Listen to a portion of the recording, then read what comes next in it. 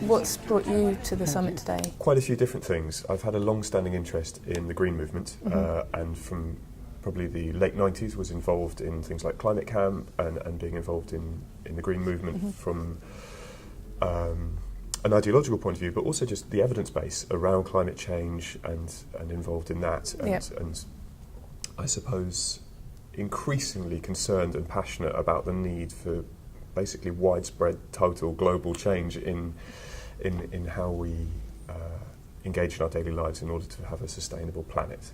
That's the bigger one. Today I met Daniel, was pleased the college had a sustainability fellow.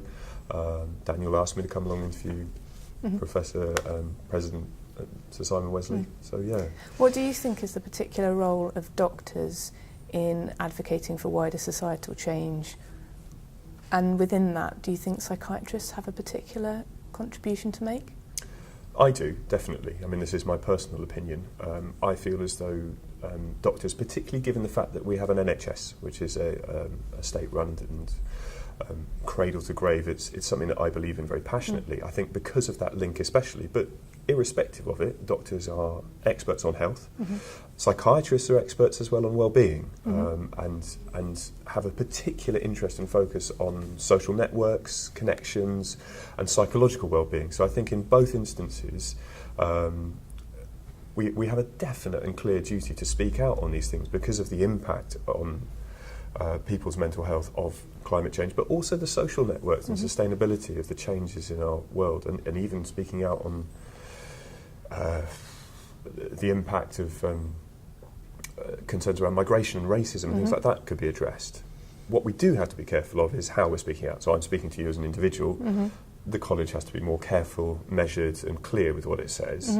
But I think as individual doctors, heck yeah, we should be out there on the streets. And are you looking for leadership from the profession as a whole on this topic? And I do see it. You know, I'm not there I'm not someone here, I'm eternally optimistic and looking for green shoots. So I'm not there saying, oh, you haven't done enough. I'm looking for what is being done, whether it's from the Lancet, the BMA, the Royal College of Psychiatrists. It's great that we're here today. I'm thrilled and really pleased. Of course we should be doing more, a lot more actually, in my opinion, as individuals, as wider groups. And we'll be hoping for that in the future. But I'm looking to nurture what's existing. So what sort of coherent action could you envisage from the medical profession in the face of climate change?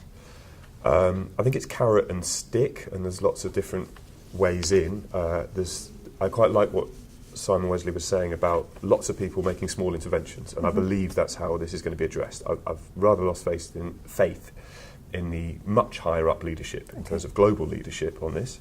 Not from everyone, but I think have been distracted by austerity and other things. So I think it's lots of people making small changes that can shift things at the present time. I've not been very concrete in what you've asked, but I think Daniel addressed a lot of those things around particularly carbon footprint, things that could be done around there, and then the social sustainability. I have a specific concern that we could get hijacked by the austerity measures, and I think we have to be really, really clear with saying that our sustainability agenda is not the same thing as cutting an austerity, which I think is actually very dangerous, unsustainable, and will generate huge problems in the future, the way that the health service is being sort of butchered and sold off.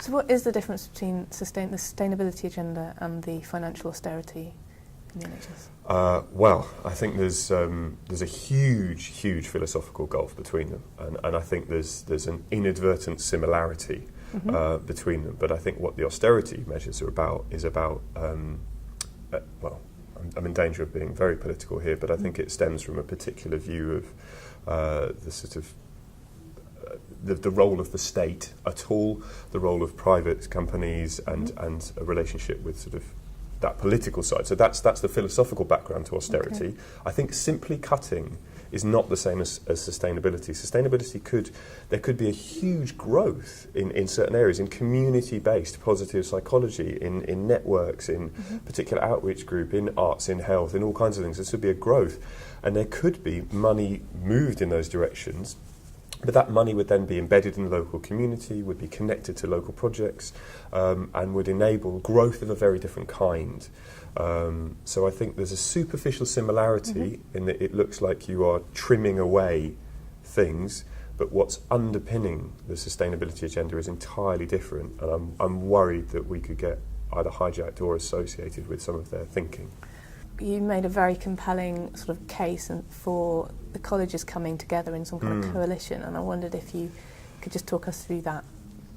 I see there as being a particular role for a college and a group, a professional body that can ally itself with other professional bodies to speak as a coherent voice. And I've seen this done. There are precedents around Royal Colleges speaking out collectively around particular issues, and the example was given in the 80s of anti-nuclear, which was a clear and evident threat to humanity in terms of nuclear weapons.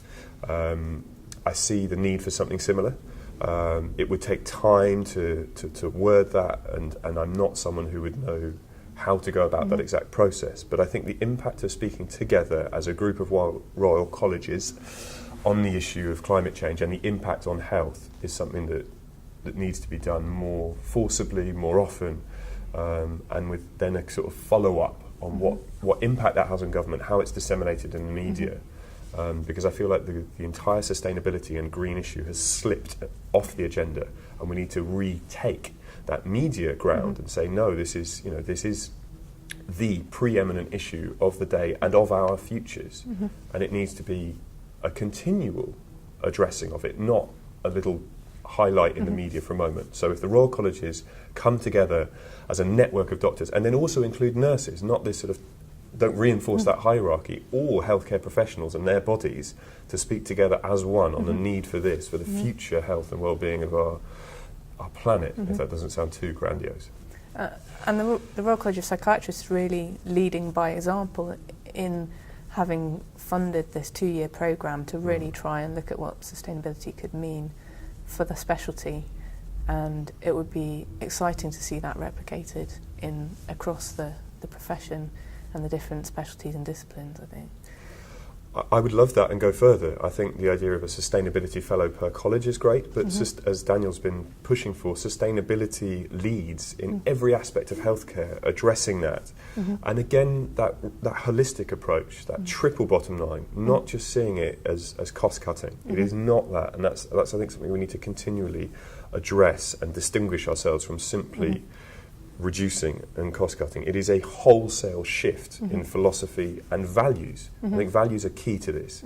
If you look at the Common Cause Handbook published a few years ago by PIRC, looking at values and how we engage with them and mobilise them. So not just sustainability leads in our Royal College, in every Royal College, in every hospital, in every ward, in every healthcare team, to look at that and have that perspective, and then connecting to others, not just being these lone individuals, connecting to the other sustainability individuals, connecting to their wards and the community.